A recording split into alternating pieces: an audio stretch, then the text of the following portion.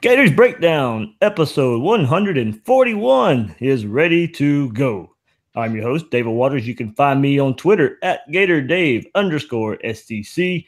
Joining me on this episode, as he does on most episodes of Gators Breakdown, is co-host Will Miles. You can find him at readandreaction.com. That's his website there where you can find his articles. And also you can find him on Twitter at WillMilesSCC. Will, how's it going?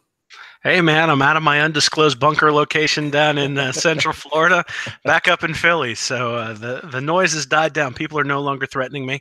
And actually, that's not true. I can't say that anymore because if you make jest about that, if you make light about people threatening you, then you might be cast in the same light as the Gators' former head coach. So, I mean, it's all good fun. But, yep, back up in Philly, back with the family. So everything's good.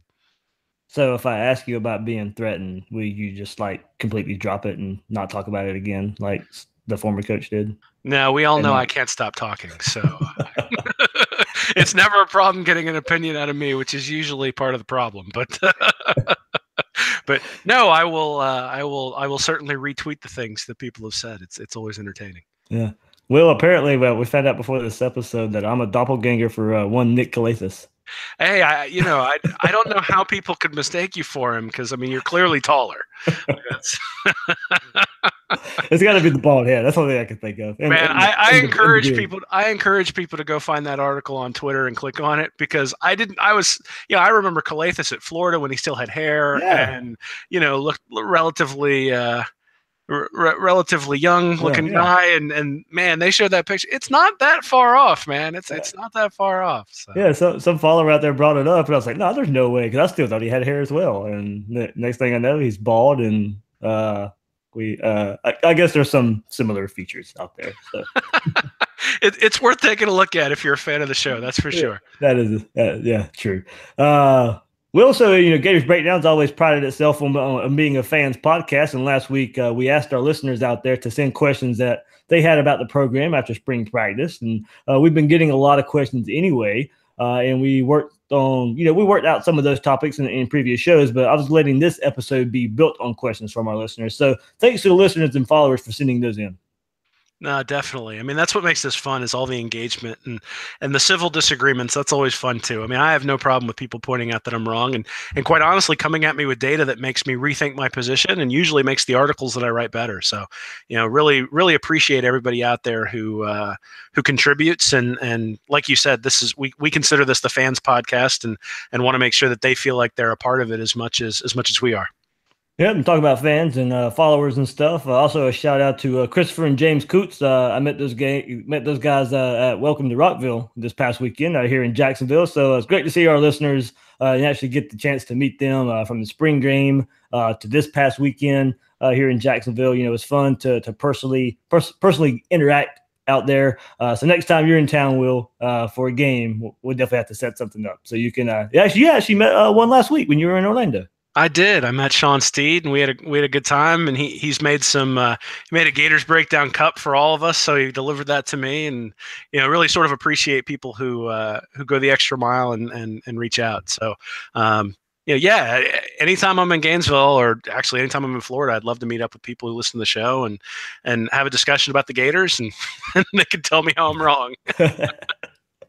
So like I said, we did get some questions, but remember, before we dive into that, you can find all your Gators Breakdown episodes on newsforjacks.com/Gators Breakdown. There you will find all the Gators Breakdown episodes, as well as articles from the News for Jack sports team. That's newsforjacks.com/Gators Breakdown. Also, you can listen on iTunes, Google Play, and YouTube if you want the video version. Follow Gators Breakdown on Twitter and Facebook at Gators Breakdown. And look, when you use those services like iTunes, Google Play, please rate and review the show. So, Will, a couple of the question we got, and it's kind of repeated, but in a different form, comes from two of our listeners, Lucas Mann and Just. I'm going to say it's at Bahan Style, but Twitter names are kind of tricky sometimes. But that's what it looks like to me. So from Lucas, it's, when do you guys think Emory starts his first game? And Justice's question was, do you think the quarterback that starts the season will finish the season as the starting quarterback? So we got two questions relating to the quarterback position there. And I guess just generally, we'll start, do you think the quarterback that starts the season will finish the season as a starting quarterback. And that kind of does play into Emory Jones a little bit. If you think the route of Kyle Trask or Felipe Franks starting the season, neither one of those guys really lighting the world on fire, neither one getting the job done.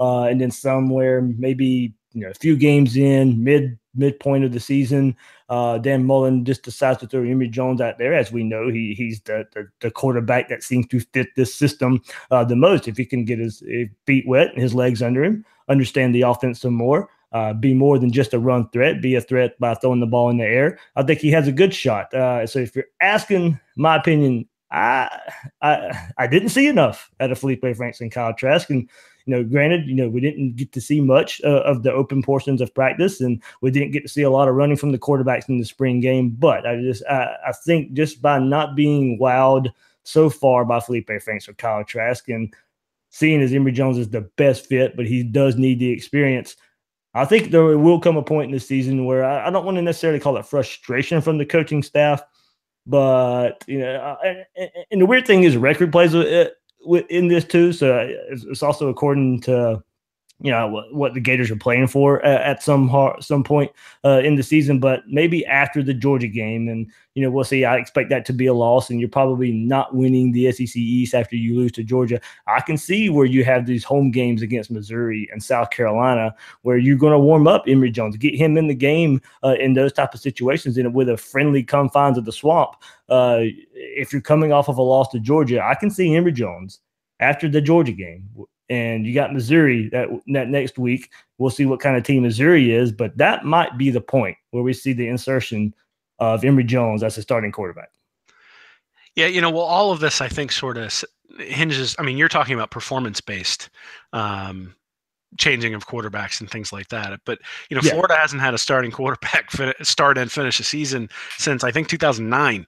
So history would be on the side of there will probably be more than one quarterback. That's certainly for sure.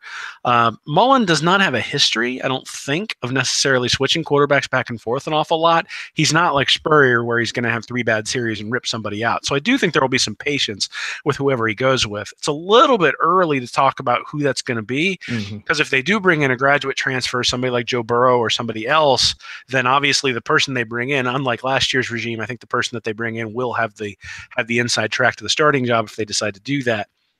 And a couple, maybe a month ago, I said I thought Felipe Franks would start the year. And if that's what I think, then I think Emory Jones is going to get some time halfway through the season just based on a lot of the things you said. I mean, I think, based on past tape, based on past performance, based on past history, I'm not anticipating that either Franks or Trask are going to light the world on fire. Doesn't mean that Florida won't be able to pull out some closer games. I mean, 3 or 4 points in either direction last year changes the whole complexion of the season. However, those 3 or 4 point games were all at home, or I guess 1 point games were all at home last year, and those games are going to be on the road. So, but the schedule's a little bit easier. You can see a scenario where Florida's 4-0 after the Tennessee game, and you're at a place where you're starting to build some momentum with recruits, and you don't want to upset the apple cart. If I had to bet on it, I would bet that Emory Jones is going to play a significant amount. I would bet that he starts towards the end of the year, and I would bet that, sort of what you said after the Georgia game, I certainly don't think that you would put him in for that game. And I actually think if you think Emory Jones is the best quarterback, if you think you're going to play him come Georgia, come Missouri, come Florida State, then I'm of the mind that you need to get him in early, because those are the games where he can really get his feet wet and be a little bit more effective. It kind of could be that, and I don't know if Florida has this luxury. Right now, I don't think they do. But kind of the Alabama model of the couple years they would start a quarterback in game 1, and then the second quarterback, the guy that you thought would eventually win the job would come in, after the first couple of drives or the second quarter, the second half of that game, and then end up taking over and being the quarterback for the rest of the year. I don't know if I see that scenario, since, Bama has the tradition of really kind of opening up with those neutral site big games. And they have the talent to surround the quarterback to do that and get away with it. Florida's opened up with Charleston Southern, and I don't know if we'll see a bad performance from Felipe Franks or Kyle Trask to necessarily lend itself to them getting pulled. And if one gets pulled, they probably get pulled for the other before Emory comes in.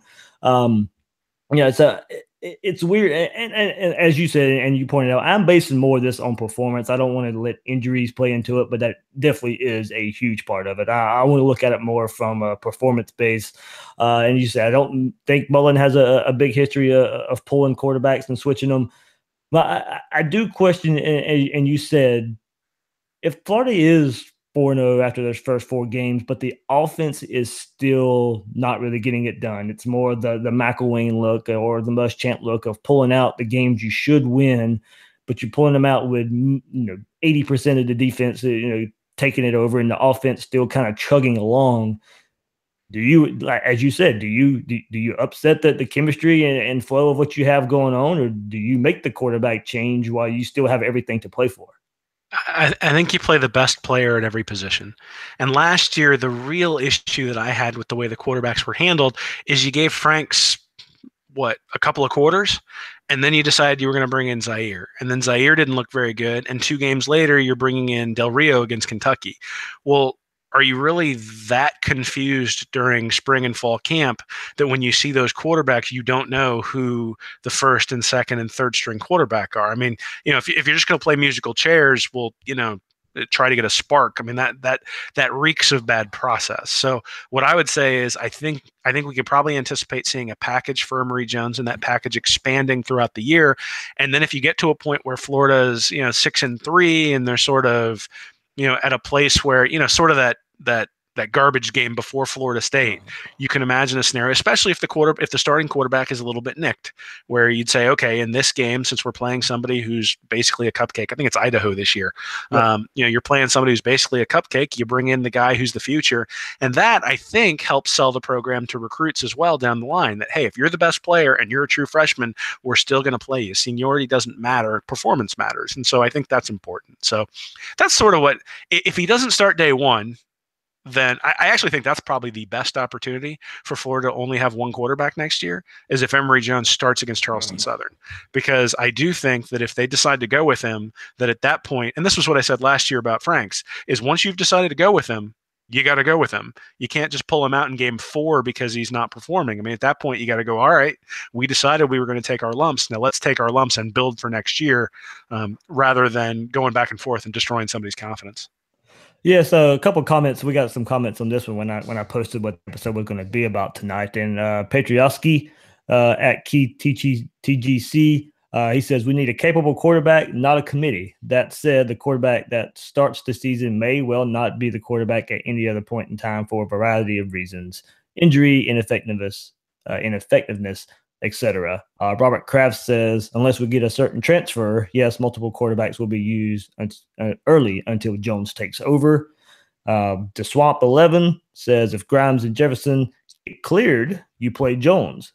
The other 2 quarterbacks do not bring anything to the table that he doesn't. I think he brings more.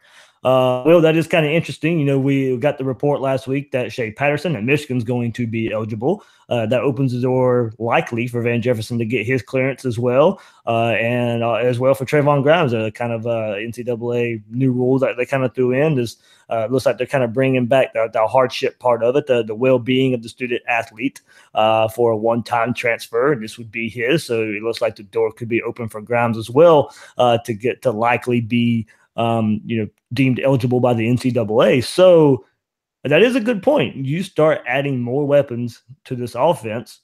And, we didn't get to see him too much in the spring together. But from all accounts that, those were the 2 best receivers Florida has to go along with the playmaker of Kadarius Toney and Tyree Cleveland as well. We know he just needs to be a little more consistent and more healthy. But that's pretty, 4 receivers Florida can do a lot of things with in the depth at running back. So would that play into the decision of starting a young quarterback by surrounding him with all the weapons that Florida seems to have? No, I don't think so. I think you play the best player. I mean, the guy who performs the best in camp is the guy who needs to play. Because if you don't do that, then you lose credibility with the other players on the team. Now, if Emory Jones comes out and is definitively the best player in the fall, then yeah, he needs to play. If he comes out and he's, below the level of Franks or Trask, then he shouldn't play. I think you need to play the best player because the best player is going to put those playmakers in a position where they're getting the ball. Now, we can have an argument about who the best player is, and I think that's one of the things that we'll probably be doing well throughout the season. But that's at the end of the day, you can't say, oh, this is my highest ranked recruit. Oh, this is my first big recruit. I need to show I'll play true freshman. I mean, all those things are ancillary benefits. At the end of the day, the guys on the team know who the best guy is. And so you're going to divide the team if you start playing somebody that hasn't been the best player in camp. And so to me, that's what you have to do is you have to play the best player. The other thing is that, Jefferson has a pretty decent history at Ole Miss. Tyree Cleveland has certainly made some big plays at Florida. Tony on some bubble screens last year showed some promise. But there's a lot of assumptions going on in terms of how good these playmakers are. And, there's also been some discussion about route trees during the spring game and how that isn't something that's necessarily been seen over the last 3 years. So I think a combination of both hopefully a better offensive game plan and then also better players is going to show some offensive improvement. But we got to see that. Yep. I mean, this isn't something where Grimes is coming in after having lit it up at Ohio State last year and he's transferring. He didn't play at Ohio State last year and now he's or at least not much, and now he's not. Now he's coming to Florida with basically a blank slate. It doesn't mean that he isn't a highly ranked recruit. It doesn't mean he's not a talented guy. And certainly in spring camp, he seemed to be one of those guys that people were buzzing about. But we've had people buzzing about spring camp for the last 3 years, and the offense has been putrid. So until that potential shows on the field, I'm not sure you can necessarily count on it. You hope, but I don't know that you can say, oh, we've got the best wide receiver core. Maybe from a potential perspective, but we just won't know until we see it on the field. Yep, and 0 halftime adjustments at Gator Cowboy fan says no. Pick one guy and let's roll. You have 2 quarterbacks. You have none. Mullen has to figure this out by game 1. Feelings be damned. So pretty straight to the point there, Will. Yeah, I don't agree with that. I think you and I have talked a little bit about having 3 guys split reps in camp becomes a problem. Yeah. But, you if you don't have a definitive guy who's better, you have to have both of them prepared, especially because one of them might get injured based on history. So you need those guys ready. You need them to get the reps, and you need them to be competing. Just like you wouldn't say, oh, we need a left tackle. We should only play the left tackle who's slightly ahead coming out of the spring because, we don't want to confuse everybody about who our left tackle is going to be. And it's the same thing with the quarterback. I mean, if one of them is definitively better, then yeah, you give them first team reps. But if you don't have someone who's definitively better, I think competition's good. Yeah, and I also think I want to go because, Will, you said play the guy who's definitively better. But just say Franks or Trask are kind of even, and they're barely better than Emory Jones. Do you let Emory Jones grow within the offense during the season, or do you still play the better player? I think you play the better player. Yeah. I mean, you can't – I mean, now, I guess potential does come into what the better player is. I mean, somebody who's had, 200 throws last year, is he going to grow at the same rate as someone else? And maybe that means that Emory Jones is a better player 6 weeks in if he plays those first 6 weeks than he is if you bring him in week 6. So you do have to make those sort of calculations. But at the end of the day, they're not seniors. I mean, this isn't a matter of playing Del Rio and he's going to be gone. These are redshirt sophomores. So if they're better players, I mean, they got 3 years of eligibility left. Why do you have them there if you're going to be scared to put them on the field? And you can't say compete and say competition is the most important thing and then reward someone based purely on potential just because it's close. You got to give the guy who's the best player the opportunity to play on the field. I mean, that's just the way and to be honest, that's good for somebody like Jones. If he's slightly behind, well, you got to get ahead. Yeah. And you're going to have to work harder and you're going to have to put in more time and you're going to have to be more diligent if that's the case, or you'll fall behind even more. And that's fine. I mean, it's not fine, but it's what will happen. I think at the end of the day, competition makes people better. Iron sharpens iron, right? And so if you've got someone who's slightly ahead, you play them. Yeah. Maybe we get to the point, and I've joked about this before, but it's also not a joke, is you actually start blowing teams out that you're supposed to be blowing out. And when you play Charleston Southern and you get up by 4 touchdowns, you can get Emory Jones some game experience. While it's not the same as you playing the first snap of an SEC game and the crowd's roaring, it's still a chance for a young guy to get the experience that he doesn't have. You have Kentucky, who you can blow out, but there's been some close games in recent years. You got Colorado State, who is not a cupcake Power 5 opponent, not a They're not a Charleston Southern or an Idaho that you have later in the season. So, but that's a team Florida should handle, given the talent gap there. So maybe there are times in the season where we got to see the Urban Meyer youngsters play in blowouts, and the Steve Spurrier teams with the youngsters got to come out and play in blowouts. That's something Florida hasn't had the ability to do under Muschamp and McElwain. The cupcakes that should have been easy were fourth quarter overtime games that should have not been, and you're fighting tooth and nail just to win those games. But maybe there comes a point in time now with what we hope is an offensive resurgence that you get some young guys some playing time. As serious as it may not be, it still helps when you can count live game snaps. Yeah, I think we need to be a little bit careful here too, in that we saw Emory Jones playing against second and third team units. I mean, there were some touchdown passes against guys who are not going to see the field on the defensive side of the ball, or at least if they do see the field, it'll probably it'll indicate there's a problem on the defensive side of the ball with health. And so, when we sort of process the spring game, I think we process it as Emory Jones is really, really close. I think we heard that he was really progressing in some of the practices towards the end of the spring. Mm-hmm. And so, you put those two together and say, oh, by the time the fall comes, he's going to be at that level. I don't know whether that's true or not. And so we do need to take into context where those guys were playing, against whom they were playing, and that sort of thing. Bill brought up about a month ago maybe that Mullen redshirts his quarterbacks. Like, that's his history. And so, again, I think I go back to process, that if the process is that Emory isn't ready yet, then maybe you redshirt him and you've got Trask and Franks battling for the spot. And, you're switching between those guys, and the fan base isn't necessarily happy with that. And they're screaming for the third string quarterback. But, if he's not ready, he's not ready. And you don't want to bring him in that case. So I think more than anything, it's a matter of, is the player the best player to put on the field? If he is, I think you play him as a true freshman, and you'll live through some of the mistakes. But if he's not the best player, you can't put him out there. All right, let's move on, Will, to the next question here from Rob, and it's and I'm going to guess here, but it looks like Damn You Linksus. So that's what his Twitter name looks like. So hopefully I got that right. Because what is more important this year? And you and I kind of brushed on this topic just a little bit, but what is more important this year? A huge recruiting class or a significant improvement on the offense?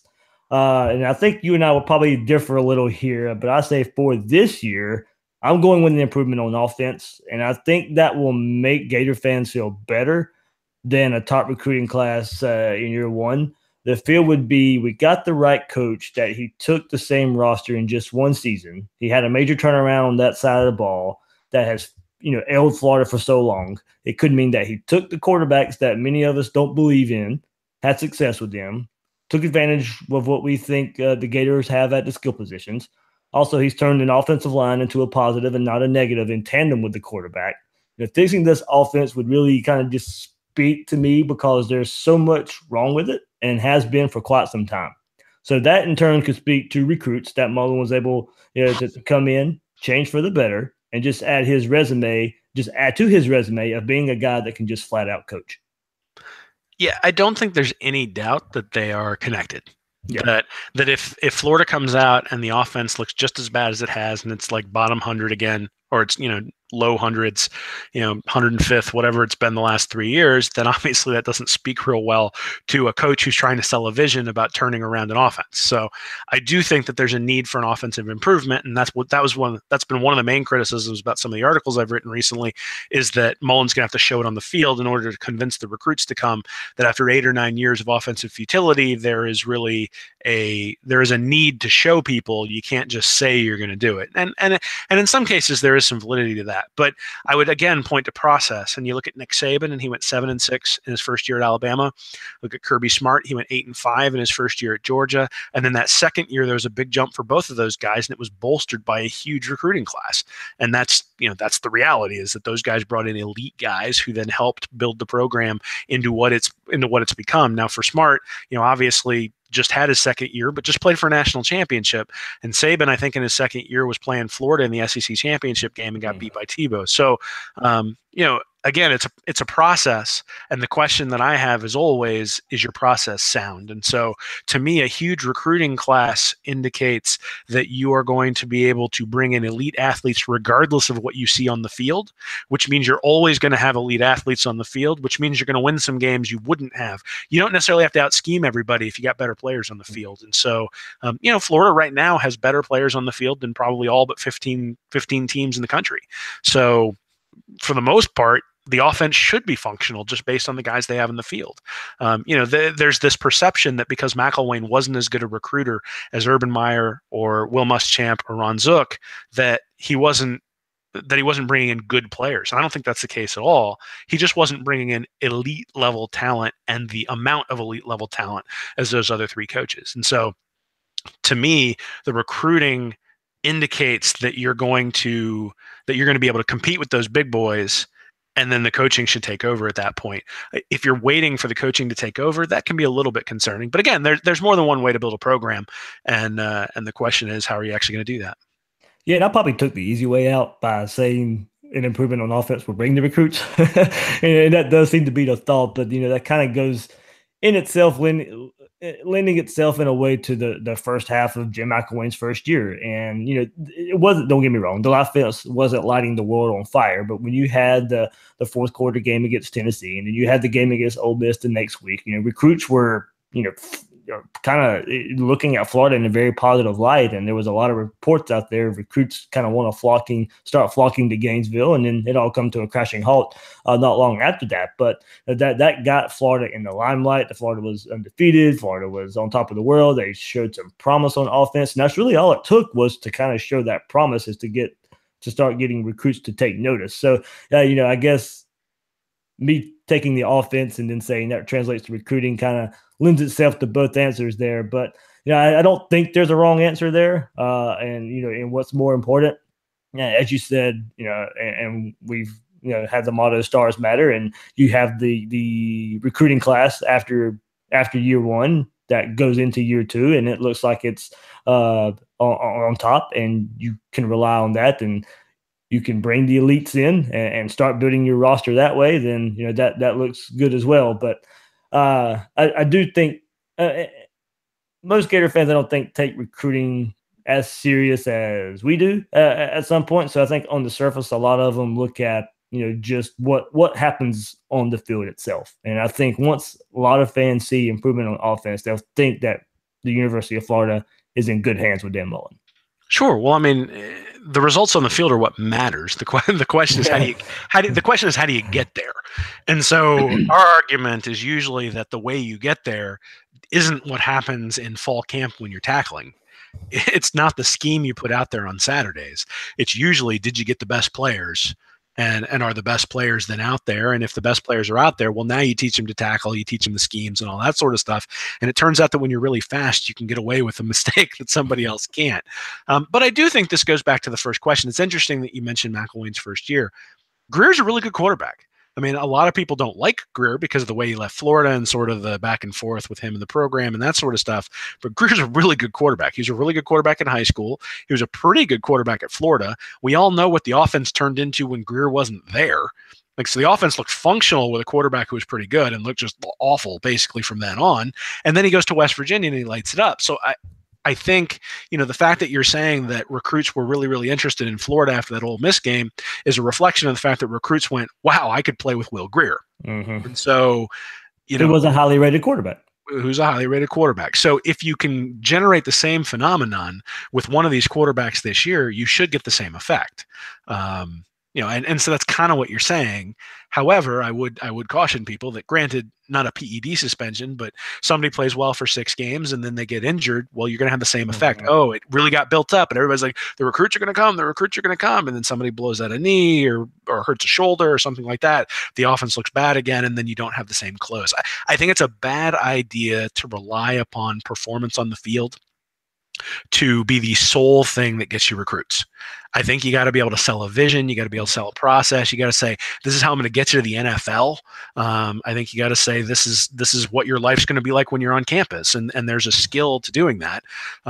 Some people might say that there's some, based on what we've learned from college basketball, there might also be some extracurricular activity for some of these programs. And you know, you certainly Ole Miss. Well, that's the one that got caught. I think Yeah. there's people from some other programs that are ranked up high who might have some questions about those. But you know, again, I think it's a chicken and the egg thing. I think it's important that a coach can sell vision on the recruiting trail. I'm always going to say recruiting is more important because I do think that having more talent means that you have a larger margin for error. And so the larger the margin for error, then the better off you're going to be during the season. But that doesn't mean that player development isn't important. It doesn't mean that a good offensive showing, and we've said it multiple times, optics matter.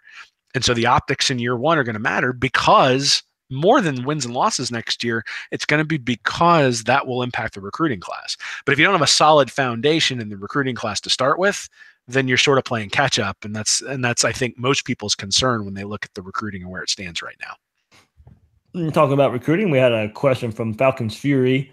He says, this question doesn't have a perfect answer, but what makes Kirby so much better than Mullen? You would think with all his experience, he would have the upper hand in some ways. And, you know, I think going back and looking at it, Kirby was able to recruit the same kids to Georgia that he was recruiting at Alabama.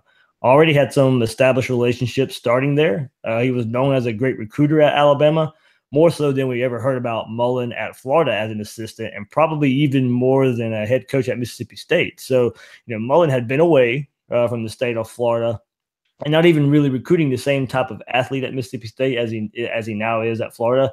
Wasn't recruiting the state of Florida heavy, especially for the top prospects, you know, to get to go to Mississippi State. So I think it was just easier for Kirby Smart to slide into an already talent-rich state that was already recruiting very well as a program under the previous staff. So I think take all of his existing relationships and apply it to Georgia. I think that's why Kirby Smart gets off to a fast start in recruiting at Georgia. Sure. I mean, he also picked the job.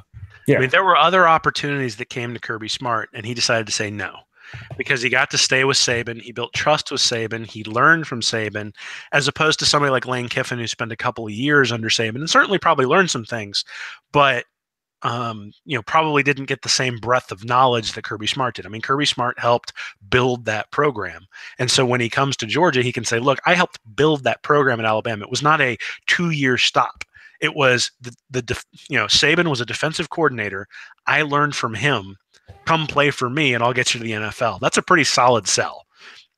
And so, you know, I think staying at Alabama for a really long time, beyond just the relationships, I think you get the shine from Saban. I think Muschamp got that too, at least to start with, and especially on the defensive side of the ball, he was able to do that. On the offensive side of the ball, obviously they struggled, but they also had multiple hiccups with offensive coordinators and all sorts of other stuff. I think what it really boils down to is 3 guys: Eason, Fromm, and Fields. And so if you bring in an elite quarterback and you bring in elite recruits everywhere else, you're going to have a good team. And you look at where Florida's been. I mean, they brought in Driscoll and Brissett that first year for Muschamp, and after that, there was nobody the next year, and they didn't bring in a blue chip quarterback for a really long time. And until I think Greer. Yeah. And you know, having those 2 in there, scaring away other recruits to come in and compete, or at least not being able to recruit those guys. Because again, no one's scared to come to Georgia. And I actually think that's one of the things that makes him a good recruiter too. When Eason went out and Fromm played well, Fromm stayed in. Best player's going to be on the field. I don't care who it is. You come here, you're going to compete. If you're the best, you're going to the NFL. And that's a pretty solid sell for somebody who thinks he's going to go to the NFL. So to me, the stability of being with Saban and then being able to make that sale, along with what you said with the relationships, I do think that matters. And I think it matters that they're going after the same level of recruits. And I think it matters that the only in-state school is Georgia Tech. Oh, that matters a whole lot. That's why I want Georgia Tech to hire Lane Kiffin. Fire Paul Johnson, get that ancient offense out of there that nobody wants to go play for, and give them some in-state competition. Man, I hit one of your soapboxes there, didn't I? So. Oh man, that's Georgia Tech they're killing everybody by letting Georgia just run that state. Well, I mean, that state has a ton of talent. Yeah. And so if you can keep it in state, as opposed to like Mississippi State, where you've got to go to places like Georgia and Tennessee and Alabama to bring in guys. And so you are competing with those guys, but like you said, you're not necessarily competing for the 5-star guys that go to Georgia and Alabama and Tennessee. You're competing for maybe the high level 3-star guys and a couple of 4-stars every once in a while who want to stay home. But you go to Georgia, there's talent everywhere. You dip into North Florida, there's talent there too. And if every once in a while you go to South Florida and grab somebody, hey, that's just gravy. But you drop somebody in the middle of that hotbed who can say, I worked for a guy who won a national championship at LSU, who won multiple national championships at Alabama, and who sent all these guys to the NFL. And I did it for 10 years. I just think it's an easy sell for somebody like Smart. Yeah. And, to bring it back around full circle, I think Mullen has an easy sell as far as location, as we're talking like Georgia, but only because the population of the state as far as recruits go, Florida dominates. Florida always produces the most. You go down South Florida. Florida's got to get better up in North Florida, where they've kind of let kind of central North Florida, where they've kind of let that hold slip in recent years. Or Miami can come up here to Jacksonville and get kids now, and that used to not happen. So Mullen's got to get that come back around. I think of course we've talked about it in the last couple of weeks, and especially this episode too, the optics of the offense. But as far as being in the location, Bill King, I'm on his show every Tuesday, and he goes, when Florida's right, it may be the best job in America, and you have where you're at, where you're located. You play in the SEC, you can recruit from Florida, you can recruit from Georgia, you can recruit nationwide. So when things are right, Mullen's in a great place to get it right and stay right. Yeah, I'm not sure there's a whole lot of excuses to not be able to recruit to the University of Florida. I think, people who will indicate that the program is in the worst place it's been in 8 years, maybe that's true. It lends itself to a quick turnaround, though. Well, it should, but again, that boils down to getting the players in, and the other thing is that the speed of your turnaround a lot of times depends on the quality of your competition. If Florida was in the Big 12, it would be a much quicker turnaround than being in the SEC with Saban and Smart, and that's the reality. So you look and say, well, what's the goal? If the goal is to eventually overtake those two guys, well, maybe it takes 4 or 5 years to do that. The question I have is whether the fan base at Florida is going to have the patience to do that, and it doesn't seem like Mullen has the patience to do that. He's pretty ambitious about his goals at Florida. And so if you're going to be ambitious like that, then you're going to have to hit some metrics that are hard to hit. You can't just say, well, we didn't hit it because Kirby and Nick are doing a good job. You're going to have to hit them because in order to compete with them, you got to hit those metrics. And the starting point, Will, is honestly, the starting point second in the East right now. And you don't play Auburn on a continual basis. You don't play Texas A&M, schools that recruit near what Florida has recruited in the past few years. Georgia's in your division has only clearly recruited better. Tennessee's close as well, but Florida's owned Tennessee, so that's kind of not a really point of contention there. Florida's owned Tennessee on the field. You're looking at the second best team in the East. You don't have to play Alabama every year. You don't have to play Auburn every year. You don't have to play Texas A&M every year. And those are the teams on the other side of the division, and LSU as well. You play them every year. That's the only team out of the West that recruits on par with you, or just a little bit better in recent years, that you have to play every year that is clearly better than you, besides Georgia. Yeah, I think in conference, FSU's up there as well. But. Yeah, well, I think last year you talked a little bit about before the season started. Would you rather win the East or would you rather beat FSU? Yeah. And under no circumstances did we think we were going to get neither. But but I do think that's a relevant question. I think when you're talking about recruiting and you're talking about winning leading to recruiting and optics leading to recruiting, Florida State is the school you're looking at. That pulling a kid out of Athens, Georgia, and saying, "Oh, come play in Gainesville," that's going to be a hard sell right now. Pulling a kid out of Lake City and telling him come to Gainesville instead of coming to Florida State, I think is a much easier sell if you're having some success or at least playing close, and you can say, "Hey, come help us." And I think last year what we wanted to see was progress. We wanted to see that the offense was not as bad as it was. We wanted to see people getting better. We wanted to see things getting better throughout the year. I don't think any of us were sitting there saying, "Oh, we're going to be 11-1 going into that game against Florida State."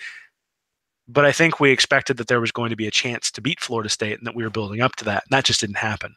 And so I think the same thing can be said for this year, that the optics are less, is the offense firing right out of the gate? And, you look at that Greer season, the offense was firing against Ole Miss, but was sputtering by the time they got to Florida State. I think it's probably okay for the offense to sputter early on against Mississippi State, against LSU, things like that. But it needs to be humming by the time you get to Florida State if you're talking about recruits. And not only that, hey, Florida State's in the same situation. They got a new head coach too. So yeah, it's an opportunity to take advantage of that. It really is. If Florida shows performance on the field much, much better than Florida State, you can envision a scenario where that would make a difference. But, Taggart's done a pretty decent job of bringing in blue chip guys thus far, at least from a verbal perspective. We'll see whether he can hold on to him come National Signing Day. But if he continues that trend, Florida State's could be pretty decent. Yeah. All right, well, that's it for the questions that we got. But every week we take a look at your most recent article that you've put up on readandreaction.com. And this week it was titled, "What do the Florida Gators need to do?" Okay, what do the Florida Gators need to do to retake the SEC? And a lot of it was based on recruiting there. But of course, we've kind of hit on it so far in this episode. But to retake the SEC, you got to get past Alabama and Georgia. Yeah, well, I mean, I'm actually proud of this one. It took an awful lot of time to compile the information. But what I did was I looked at teams who finished the top three. So number 1, number 2, number 3 from 2007 to 2017 in the SEC. So the first thing that's interesting is that the average finish for teams that are the highest ranked SEC team is 1.3. So basically, if you win the SEC, you're probably winning the national championship. So that's 1.3 in the AP poll? Oh, I'm sorry. It's 1.18, actually, if you include Alabama. I took Alabama out just to see what that was. So, yeah, in the AP poll, the final rank is 1.18. So the worst finish by an SEC team in the last 11 years is second. So that's what you're competing with. Now, when that wins the SEC, right? For the team that wins the SEC, or for the team that ends up the season the highest ranked. So, like Alabama last year didn't win the SEC, but they were the highest ranked team at the end of the year when the AP poll came out. Yeah. And that's happened a couple of times where Alabama's won the national championship but didn't win the conference. So what I'm going with is just the final AP rank after all of the bowls are over. So if you look at that, the average for the first place team was 1.18. The average for the second place team was 5.9, and the average for the third team was 11.4. So basically, to be the third best team in the SEC, you almost have to be top 10. And that shouldn't surprise any of us. The SEC's usually got 3 or 4 teams in the top 10. It surprised me a little bit that the second place team is that close, that it's, a top 6 team. And then I started looking at the recruiting rankings for all of those teams. And if you look at the average, for each year, basically the average rank for the first place teams was 4.8 from a national recruiting perspective. The average conference was 2.3. So Bill's talked about that a lot, that you need to be top 3 in the conference to win. And that's true. If you omit Alabama from this, it does drop that considerably because Alabama is always first place, but we're competing with Alabama. So you really cherry picking that and pulling them out didn't make a whole lot of sense. So what it shows is even more in the SEC, you have to be top 3.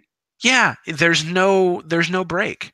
There's no break. You need to have guys in the background. You look at the 5-star recruits, they average 3.1 5-star recruits per year for those teams that finish first. And in fact, when you look at, there's actually a pretty decent correlation between 5-star recruits and winning.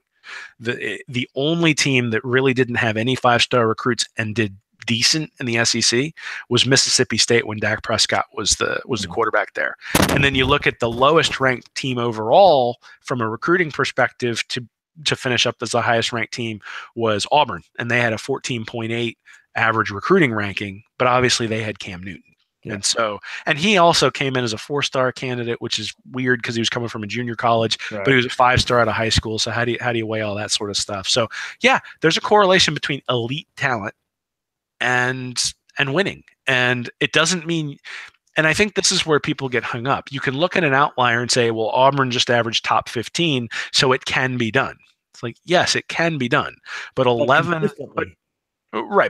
of the 11 years that I looked at, Alabama was the best team in the SEC at the end of the year. And I think there's 6 national championships in there. So if you want to be that, then the recruiting gauntlet has been established. And the thing is, in the years where Alabama finished second or third, you can see there was turnover in the quarterback. So they went from McElroy to McCarron, or they went from McCarron to I can't remember who came in after McCarron, but they went to a new quarterback, and that's when they lost a couple of games, and there were other teams that were able to step in. Well, there's another team that's ready to step in with all these same recruiting metrics, and that's Georgia. And Georgia has those same recruiting metrics, if not better than Alabama. And if you look at the last 4 years for a team like Georgia, they have a lot of high level recruits. They've averaged 3.85 stars over the last 4 years. Alabama's averaged 4.3. They've averaged 13.8 4-stars, and Alabama's averaged 14.5. And if you look at Florida, they've averaged 0.55 stars and 8.5 4-stars. So total blue chip. Since when? That's 2005 to 2018. Okay. So that includes Mullen's first class. Yeah, a full cycle. Yeah, and it also includes all of McElwain's, and McElwain's first cycle was obviously, it had a couple of 5-stars, which is why that number isn't 0. But that first class was filled up with a lot of 3-stars to sort of build up the ranking overall. Anyway, the whole point is that you can't blame Mullen for the recruiting that happened before him. But what you can do is you can look at it and say, based on what he's been given, what does he need to do over the next couple of years to get Florida to a point where they can compete consistently with Alabama and Georgia? And I said last week that he needs top 3 classes if he wants to compete with those guys.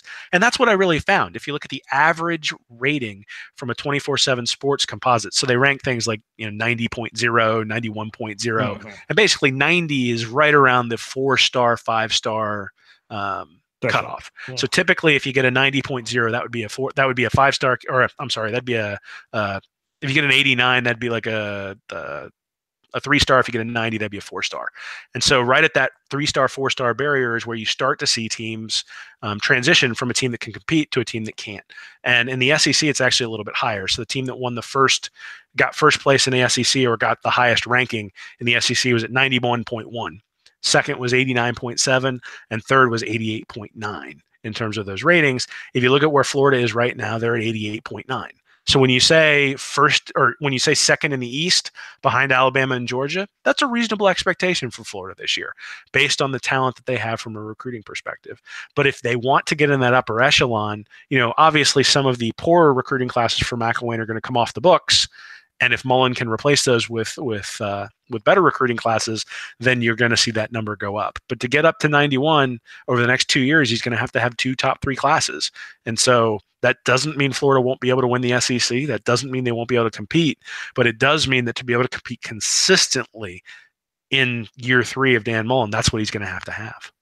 Yeah, that's kind of what we want to. That doesn't mean, like Auburn, you can't one out of every for a few years compete for the SEC or college football playoff spot. We saw Auburn go to the SEC championship game this year and get beat by Georgia.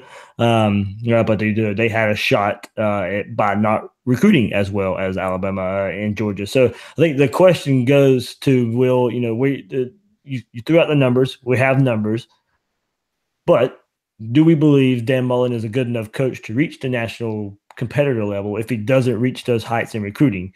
And as we said, we just explained it. More than likely, yes, if you want to do it every few years. But if you want to get back to the Urban Meyer level and him recruiting at the top of the top, and when Nick Saban went to Alabama, year 2, having classes near the top and keep having them near the top, and that's why they're at where they're at right now. But could we see if he doesn't reach those heights, is Dan Mullen at least good enough to hit that mark, much like, I say, Gus Malzahn? I mean, a lot of it's going to depend on the quarterback play, right? I mean, you look at those teams that are outliers, and they've had somebody like Dak Prescott or Cam Newton. And when you look at teams, and even if you look at Ole Miss, when they had guys like Bo Wallace and Chad Kelly, like those guys were good enough to make those teams better than maybe the talent around them was. And so, if you get elite quarterback play, if you get a grad transfer to come in, if one of these guys steps up, then certainly Florida can compete. Alabama has dominated recruiting ever since Saban took over. but they haven't been the highest ranked SEC team all the 11 years I looked at. It was 7 of the 11. So it is, you don't just say these are the numbers and, that means that Alabama's going to win. But it does mean that if I'd gone to Vegas and bet on Alabama for the last 11 years, I'd have a lot of money. And so when we talk about probabilities and we talk about percentages, really what we're talking about, and this is what recruiting is too. You can't look at one 4-star and say he delivered, so 4 stars are better than 5. You can't look at a 3-star and say he delivered, so 3 stars are better than 4s. You have to look at the percentages and say, okay, if every year there's 2,000 3-stars, there's 300 4-stars, and there's 30 5-stars, and then you look at the first round of the draft and you've got an equal representation of all 3 of those, well, that means the 5-stars really played better as a percentage than the 4-stars or the 3-stars. And we saw that argument on Twitter this week after the NFL draft, going back and forth in terms of talking about raw numbers versus talking about statistics or talking about probabilities. And that's really what I'm saying here, is that in order to be a consistent competitor, which I think is what Florida wants. I mean, Florida fans want a program that's built to be strong and sustain long term. They don't want something where one year you go 12-2 and the next year you go 2-12 or 2-11 because you don't get a bowl game. I mean, that, and that those are extremes, and obviously that hasn't happened. But you look at Muschamp's tenure; he had the 4-8 year after they had gone 12-2. Yep. And then he goes 7-5, and then he's gone.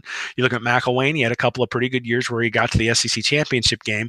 Obviously, there were some shortcomings with those teams, but he was able to get there. And then he has a year at 4-7, and he's gone. Well, the goal can't just be to go to win the SEC this year and then next year have everything fall apart. I mean, if you want to be Auburn, that's fine, but Gene Chizik didn't survive. Didn't survive the transition. And I think that's what might happen to Florida because of the way the expectations people have about the program. So, none of this is, I mean, we're May 1st. Like I'm not worried about the recruiting class, but I do think that it's worth taking a look at what do you need to do to build a program. And if you build a program successfully, all the other things are going to come. And you can get away with shortcomings if you've got much better players than everyone. And I'm not necessarily sure Nick Saban is that much better coach than he's out there. In fact, he has so many more blue chip guys, makes me think maybe he's not the greatest coach in the world from an X's and O's perspective. Mm-hmm. But it doesn't really matter because he's got the best players on the field. I would say Kirby Smart has actually proven to not be a very good X's and O's coach. The game against Tennessee 2 years ago was just a debacle, letting Tennessee come back and win that game. And then the game against Alabama in the national championship, that can't happen. Why did you quit running Sony Michel? Well, and you are a defensive guru who got beat on a 2nd and 23 in overtime. Like, there'd be some people asking questions if that had happened in year 4.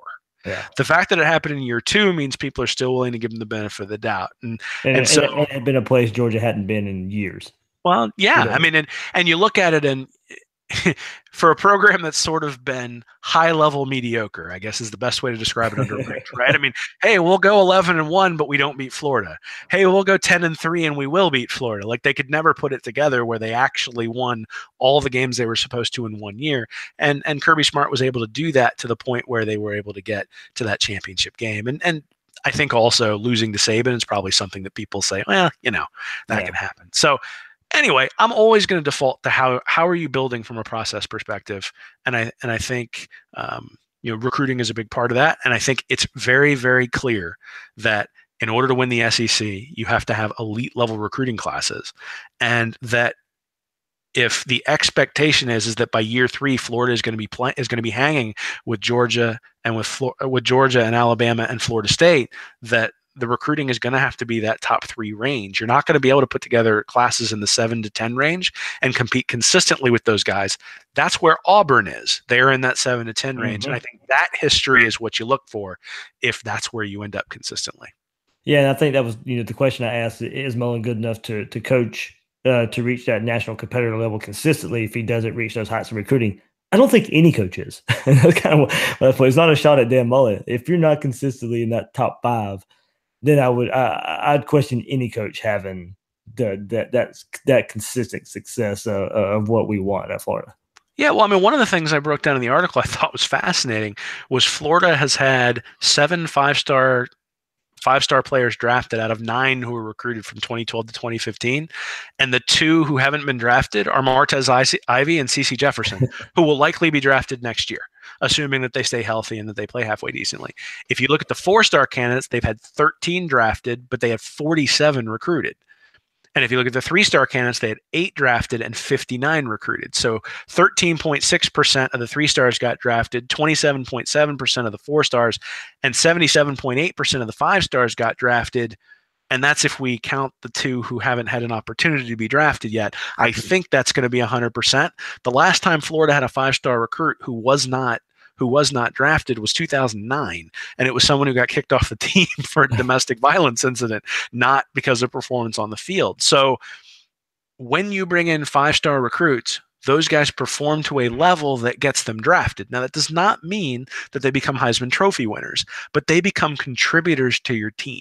And so if you can bring in 4 5-star recruits every year, well, now over a 4-year cycle, you've got 16 guys who are regular contributors to your team and likely starters. And that's a big deal. You can just you can pencil those guys in as being starters and then supplement them with 4-stars and 3-stars as those guys earn playing time. And that really makes a big difference. So, can a 3-star excel? Absolutely. Can a team overcome the talent deficit in one game when they're just 3-stars? Sure, it happens all the time. And if the coach isn't very good, you can exploit that when you get out there on the field. But consistently over time, it's not something that's going to happen. Over a 10-year period, you're going to see the teams that recruit better perform better. Well, they're probably getting tired of us talking about how we need 5-stars and 4-stars. It's the harsh reality. It's so important. It really is. And the more I dive into the numbers, the more it just becomes clear that it's important. And so I don't want to gloss over it, because one of the things that people expected in year 3 that McElwain was going to have a jump in performance, that he was going to see progress. And if we go and look back at the numbers, we should have seen that there was going to be a drop off based on the talent that he was bringing in. Now, I'm not sure any of us should have seen a 4-7 season, but I think some of us should have had tempered expectations, myself included. Should have had tempered expectations based on who the competition had brought in. We were sort of relying on the fact that, we always beat Georgia. And and like you said last week, when in previewing last season, we had really baked on McElwain being a pretty good game day coach. Yeah, and I to your point, I think I was proven wrong that you can be a good game day coach all you want, but eventually you're going to start to lose some of those 1-score games, and when you do, if you don't have the talent to help you out, you're going to have some problems. Yeah, Will, what do you think you were working on for your next read and reaction article? Well, so you had posted some YouTube clips or a full game of Jalen Jones. So I'm sure there's going to be a film study of him coming up pretty soon, so people can see what we've got there. Certainly was just upgraded to a 4-star at ESPN, and so I wanted to take a look and see how good he is. And then I'm actually probably going to spend some time breaking down Florida State's roster. I've been pretty critical about Florida's recently. I think it'll be fun to go and take a look at the Seminoles and where they are and what we can expect from them, and the history of some of their players. Maybe point out some of their warts. Yeah. I've been talking to Jalen Jones' father a little bit lately, and they just had a Rivals camp this past weekend, and he looked like one of the best quarterbacks there, kind of showed out a little bit. So, as he keeps improving at these camps and showing what he's got, hey, look, maybe next year at this time we're talking about a Jones and Jones quarterback battle. Hey, man, I sure hope so. That'd be an awesome – it would be an awesome offseason to be able to talk about quarterbacks the way Georgia's talking about their quarterback, where they're like, well, what if Fields is better than Fromm? And I'm like, yeah, I'll take that problem. Yeah. Jones is better than Jones. I will take that problem, but I won't say which Jones. Yeah, well, we saw last year with Fitzgerald that there's just an inherent risk in running Mullen's offense, and so I think one of the things we're going to see is that risk is going to be something that's going to have to be mitigated by numbers and having really good players to be backups. And I think the ankle injury that Fitzgerald had is probably an extreme example of that. But separated shoulder, high ankle sprain, those sorts of things where someone's going to have to jump in for 2 or 3 games to be able to bring that running dynamic to the offense, I think is something we can anticipate. Tebow's rare. I mean, he never got hurt except for the concussion against Kentucky. Mm-hmm. I mean, he never really got hurt. That's a rare thing. I think we got a little bit spoiled by the fact that, he he'd jam himself into the line 14 times a game, and he always got back up, and that's just not the way it works, especially as guys are getting bigger and faster and stronger. So hey, competition is good. There is nothing wrong with a 4-star candidate or even a 3-star candidate. It's just a matter of holistically, you want to make sure that you've sort of covered your bases on each of the stratas there when you're building your program. Yep. All right. So, well, a pretty good episode there, I think. Hey man, we'll see whether people tune out with all the recruiting talk, but it's so important. It just really is for building a program, especially in this conference. Yep. We're going to try and guest it up next week. I'm working on getting a guest next week, so we'll see there for the next episode. Talk about hopefully get to someone who really, really knows what Dan Mullen did at Mississippi State and can kind of share maybe his thoughts of what he heard and saw through Gator spring practice. So still working on that. I don't want to really throw it out there just yet, but that's what we're looking at doing. So it's not next week, maybe the week after, but definitely looking at doing that soon. No, man, that'll be great. It's always great to have people in who bring a different perspective and can tell us some of the things we don't know. Absolutely. Remember, you can find Will and his articles at readandreaction.com, and you can find him on Twitter at WillMilesSEC. I'm your host of Gators Breakdown, David Waters. You can find me on Twitter at GatorDave_SEC. Guys and girls out there, thanks for listening to Gators Breakdown.